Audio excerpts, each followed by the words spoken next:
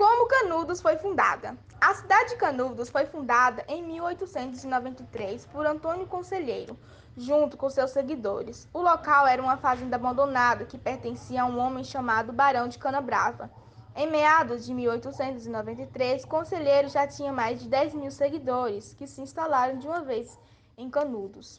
A cidade de Canudos era como retrata o historiador e escritor Eduardo Bueno, uma utopia evangélica, sendo uma cidade autossustentável com raças e rebanhos coletivos.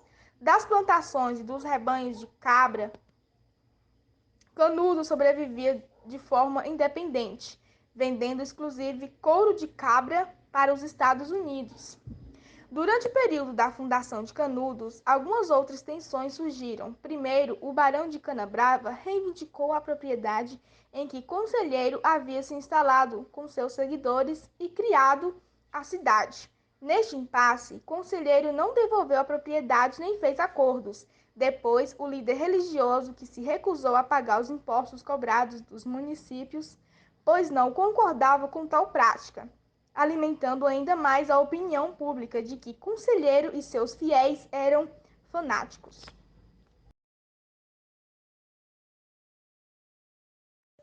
Quem foi Antônio Conselheiro? Antônio Conselheiro, nascido como Antônio Vicente Mendes Maciel, foi um líder religioso fundador da cidade de Canudos.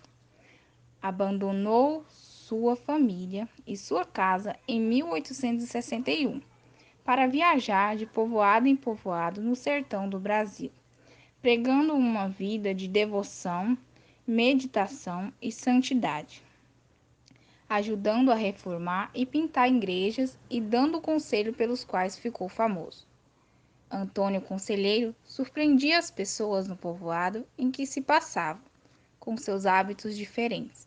Não comia nem bebia até chegar à igreja local a rezar.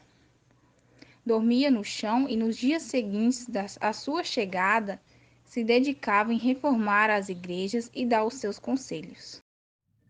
Em 1877, houve uma das maiores secas da história do Nordeste do Brasil, que somente no Ceará deixou mais de 100.000 pessoas mortas, vítimas de fome e da sede. Nesta época, enquanto a maioria das pessoas tentavam mudar para o litoral do Nordeste, conselheiros e seus seguidores continuaram viajando de vila em vila, enterrando os mortos que encontravam e rezando a Deus em cada igreja que passavam. A Guerra de Canudos foi um confronto entre os moradores da cidade de Canudos e o exército brasileiro, no qual mais de 25.000 pessoas foram mortas. A cidade era um vilarejo, na Bahia, liderado por Antônio Conselheiro, um líder religioso, e ali moravam seus seguidores. Mas o que foi de fato a Guerra de Canudos e quais foram as principais causas que deram início a ela?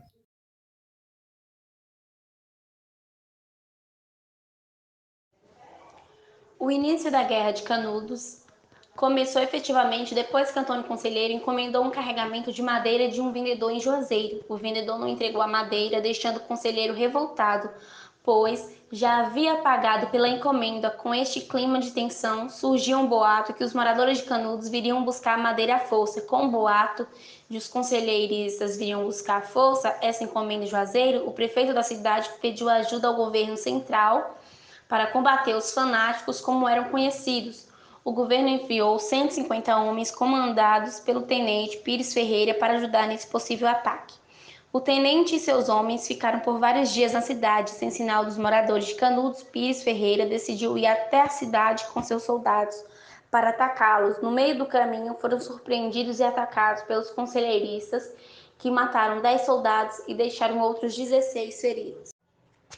A segunda expedição para Canudos, após o ataque às tropas do tenente Pires Ferreira, o governo decidiu responder à afronta que os moradores de Canudos fizeram à República, como foi entendido na época. Para isso, foi convocado o Major Febrônio de Brito em novembro de 1896. O Major Febrônio partiu para Canudos com cerca de 600 homens e 2 canhões Krupp, de fabricação alemã. As tropas chegaram nos arredores de Canudos em janeiro de 1897, com bastante dificuldade para carregar os pesados canhões. Com fome e com sede, Mário Vargas Llosa conta com a Guerra do Fim do Mundo que, quando o conselheiro soube que as tropas do Major Febrônio tinham dificuldades, ele teria dito que Deus estava o defendendo, pois já estava matando seus inimigos antes que eles chegassem. A terceira expedição para Canudos, Eduardo Bueno, conta que, com a chegada de mais uma notícia de derrota na capital, a elite local e os políticos estavam bastante apreensivos. A imprensa já vinha acusando Antônio Conselheiro de querer reviver a monarquia no Brasil, e Canudos era vista cada vez mais como uma ameaça para a República recém-proclamada. Com essa pressão, o coronel Moreira César foi convocado para comandar uma terceira expedição para Canudos. Em fevereiro de 1897, ele partiu com 1.200 homens e 6 canhões Krupp, rumo a Canudos.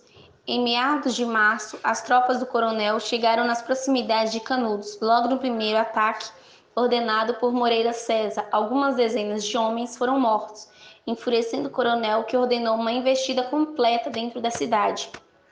No interior de Canudos, os moradores se esconderam e emboscaram as tropas, matando centenas de homens, incluindo o próprio coronel Moreira César, que levou um tiro na barriga. Antônio Conselheiro e seus seguidores vinham vencendo consecutivamente as tropas do governo, mas sua sorte estava por acabar com a próxima expedição a Canudos, que foi a última. A última expedição para Canudos, com mais uma notícia de derrota das tropas do governo, o pânico havia tomado a capital, levando inclusive à morte de 2 editores de jornais do Rio de Janeiro, numa tentativa do governo de impedir a propagação das notícias sobre Canudos. Em maio de 1897, o próprio ministro da Guerra convocou diversos oficiais do exército para combater de vez Canudos. Antônio Conselheiro e seus fiéis, o general Arthur Oscar, foi o responsável pelo comando da operação, convocando 5.000 homens e levando 700 toneladas de munições, vários canhões e um enorme canhão chamado de Amatadeira, com cerca de 3 metros de altura.